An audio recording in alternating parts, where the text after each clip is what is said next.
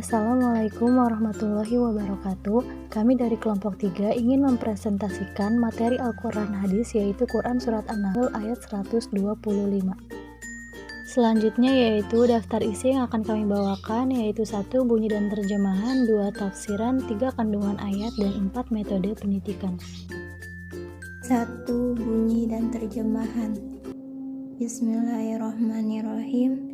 Ud'u ila sabili rabbika bil hikmati wal mau'izati al hasanati wajadil muhbilati ya ahsanu in rabbika huwa a'lamu biman zalla an sabilih wa huwa a'lamu bil muhtadin.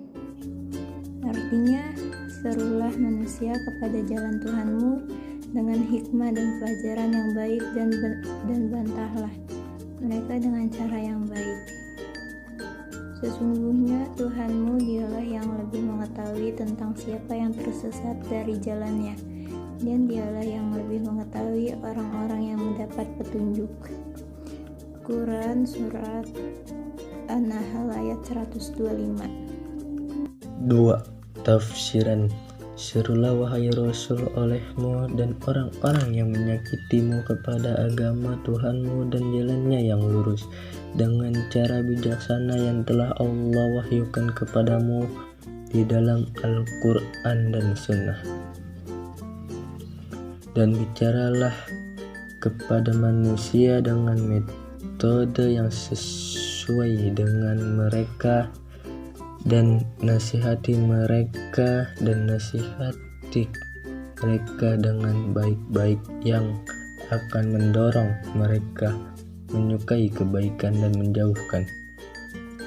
Dan debatlah mereka dengan cara perdebatan yang terbaik, dengan halus dan lemah lembut, sebab tidak ada kewajiban atas dirimu selain menyampaikan, dan sungguh engkau telah menyampaikan.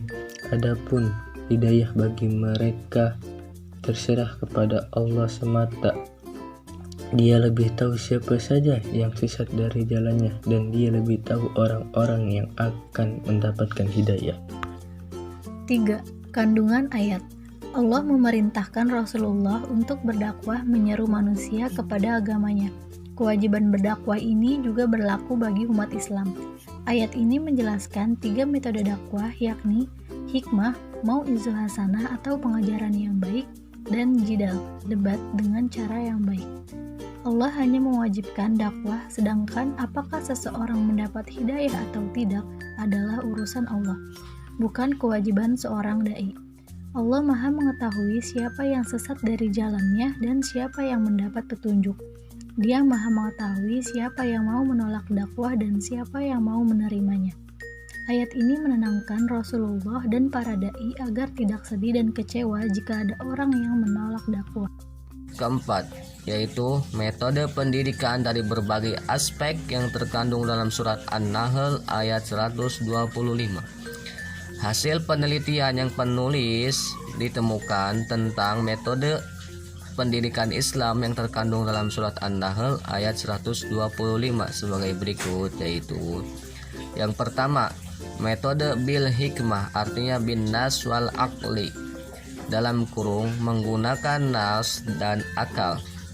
Dakwah tetap mengacu kepada nas dalam kurung Al-Quran dan Sunnah, tapi menggunakan akal dalam menentukan pemilihan terhadap nas mana yang akan disampaikan lebih dahulu, dalam kurung menyangkut tahapan dan silabi dakwah, bagaimana menyampaikannya, dalam kurung media dan cara yang digunakan yang sesuai dengan keadaan sasaran dakwah.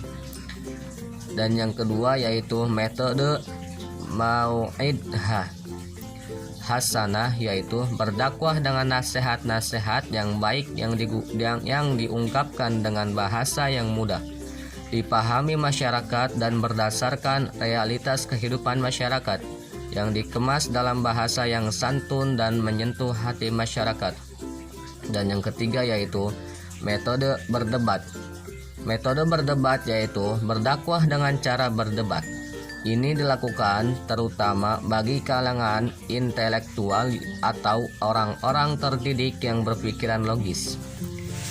Maka ajaran Islam harus bisa dijelaskan dengan argumentasi yang logis dan rasional. Islam menentukan hendaknya dalam berdebat itu dilakukan dengan cara-cara yang baik dan penuh kesantunan tanpa ada tendensi menyerang lawan dialog. Tujuannya adalah menjelaskan kebenaran dan mencari kebenaran berdasarkan tuntunan Allah Subhanahu wa taala. Selesai sudah materi yang telah kami bawakan. Mohon maaf bila ada kesalahan dalam materi yang kami buat. Wassalamualaikum warahmatullahi wabarakatuh.